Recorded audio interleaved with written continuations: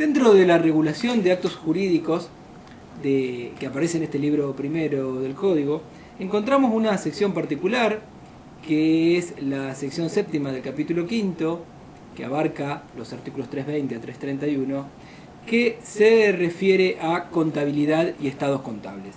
Y es, desde luego, bastante distinto de lo que vemos o del resto de cuestiones que tienen que ver con actos jurídicos propiamente dichos. Y conceptualmente supone una cuña, una fuerte penetración dentro del espíritu del derecho mercantil, dentro del derecho civil.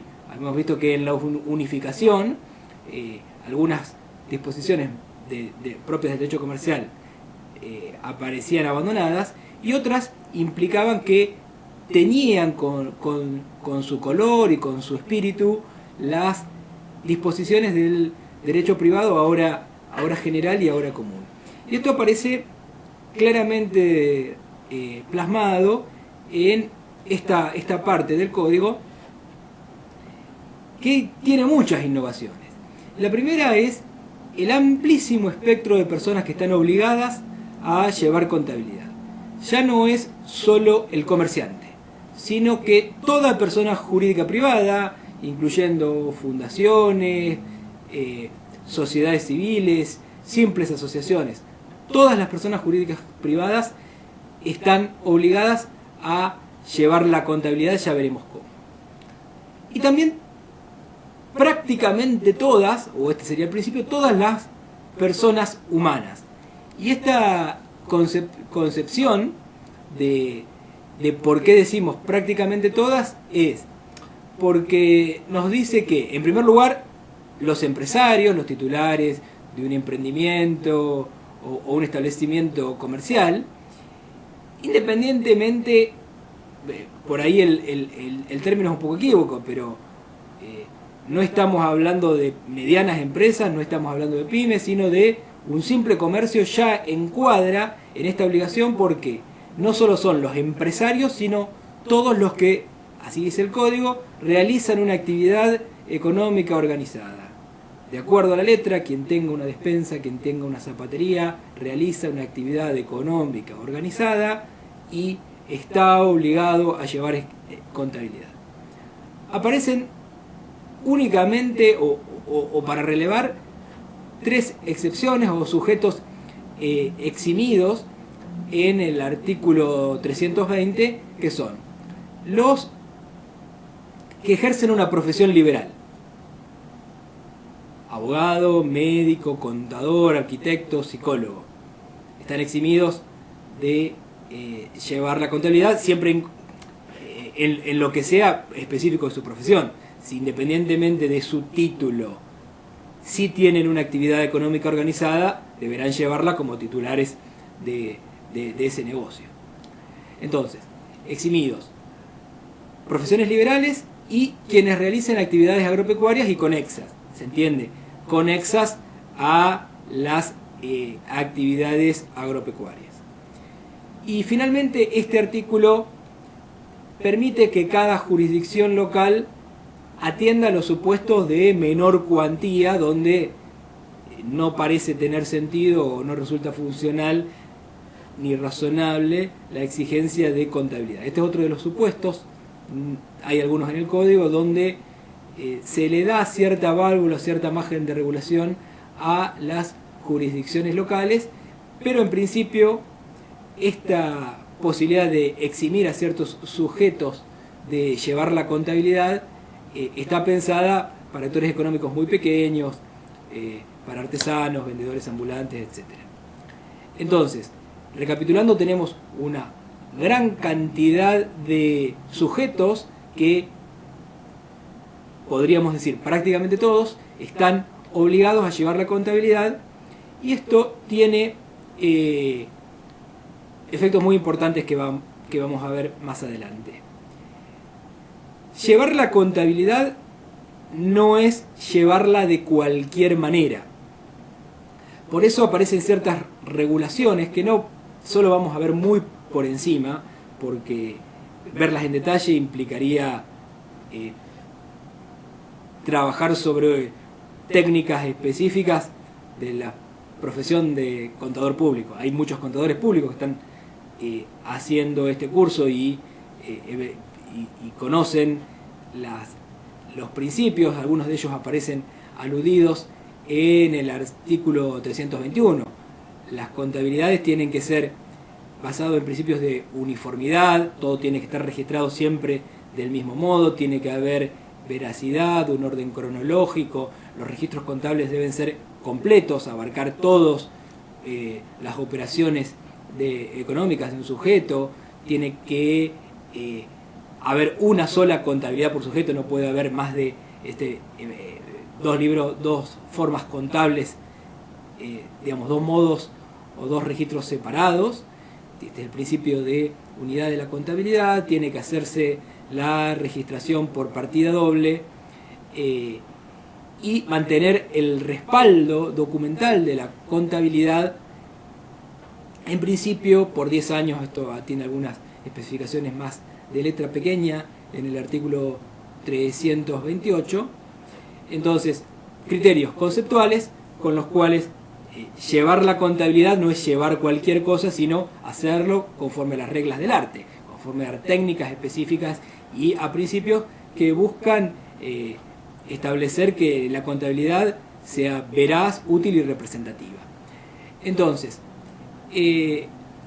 libros que se deben llevar, no vamos de vuelta, no forma parte de lo que podamos cubrir en este curso, hacer una descripción medianamente acabada de la técnica contable, pero lo dejamos enunciado. Se deben llevar el libro diario, el libro de inventario y balances y también todos los otros libros que aparecen impuestos por el propio código o en otras leyes. Muchas leyes especiales, como por ejemplo la ley de sociedades, la ley de cooperativas, la ley de seguros, tienen exigencias de libros en particular, las leyes tributarias, IVA compras, IVA ventas, etc. Todos estos son otros libros que deben ser llevados, deben ser individualizados en el registro público que corresponda a este sujeto económico, y este registro debe llevar una nómina alfabética de consulta pública de las personas que solicitaron rubricar libros, autorización para llevar registro. Esto es, la nómina de las personas que solicitaron, no lleva o no mantiene el registro de los libros en sí. Pero esto también tiene que ver con la idea de que los libros o la forma de llevar la contabilidad no está sujeta al libre criterio o a una anotación más o menos informal o no completa, sino que se debe cumplir con respecto a reglas específicas. Dentro de esas reglas específicas, decíamos, o aparecen enunciadas en el artículo 325, el hecho de que se realicen los asientos en orden cronológico, de que la contabilidad debe mantenerse actualizada, no puede existir una situación donde no tengamos registros contables desde hace 2 años, deben realizarse en idioma y moneda nacional y deben no tener testados ni omisiones que no estén salvados.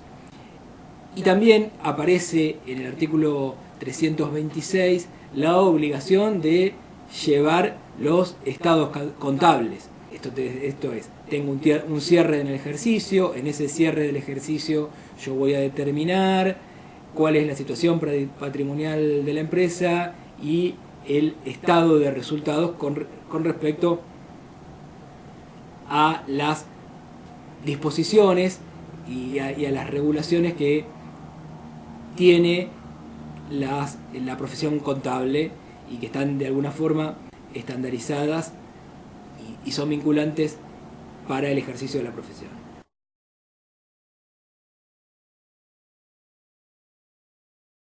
Como decíamos, no podemos entrar en los detalles específicos de la técnica contable, pero sí lo que posiblemente más nos interesa resaltar es lo que aparece señalado en un extenso artículo, que es el artículo 330, y esto era lo que anticipábamos de los efectos de de llevar la contabilidad, que es su eficacia probatoria.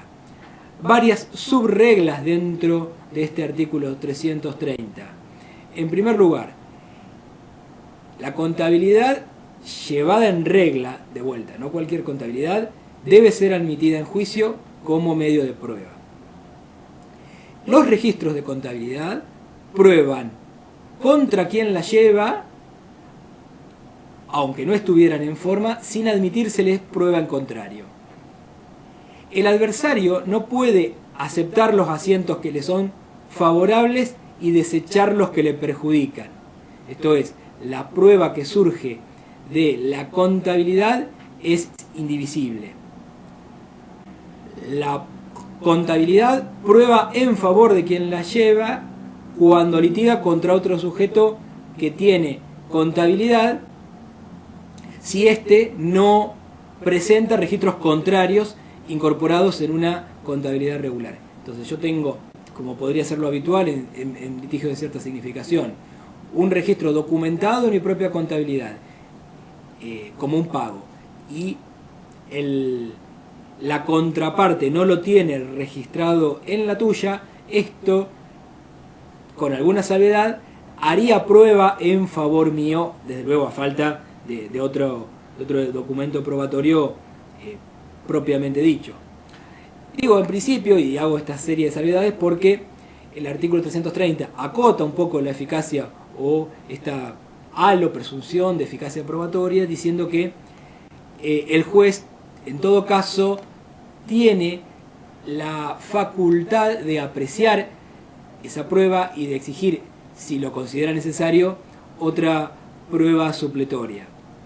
Entonces, en este caso aparece no una sanción explícita de parte de quien no tiene una contabilidad, no la lleva o no la lleva regularmente, sino muy importantes consecuencias probatorias en el caso de que en un juicio aparezca enfrentado con alguien que sí la lleva y va a poder tener, al menos en este aspecto, una primacía en la medida en que los registros le convengan.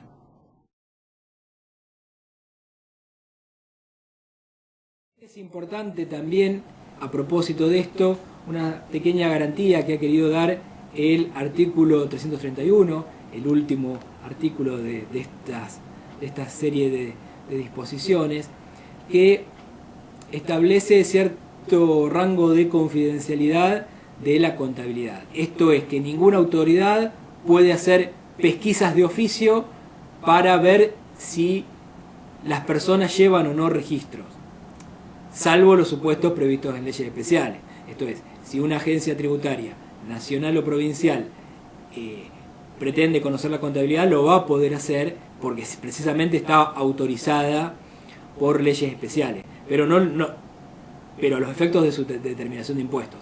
No se puede hacer sin ese amparo, sin ese objeto preciso o sin una fundamentación expresa. Esto no quita la posibilidad de que se realice la posibilidad de realizar, por supuesto, allanamientos penales, por supuesto, requisitorias del fisco, y el artículo 331 en su segunda parte nos dice que la exhibición general de registros o libros contables solo puede decretarse a instancia de parte, no de oficio, en los juicios de sucesión, en todo tipo de comunión, contrato asociativo, sociedad, administración por cuenta ajena y en caso de liquidación, concurso o quiebra. Fuera de estos casos, únicamente puede requerirse la exhibición, no es técnicamente un allanamiento, un requerimiento de exhibición de registros o libros, en cuanto tenga relación con la cuestión controvertida de que se trata. Si yo tengo un litigio por una cuestión de mercaderías ubicable en un momento en el tiempo, con un proveedor determinado, solo voy a poder demandar que se registre ese libro o que se vean los que corresponden o conciernen al objeto de juicio, y no esta exhibición general que sí se autoriza en los otros casos que habíamos visto antes. Entonces, aquí se da una suerte de garantía que trata de preservar excursiones de tipo inquisitiva con respecto a la contabilidad de una persona, sin perjuicio de que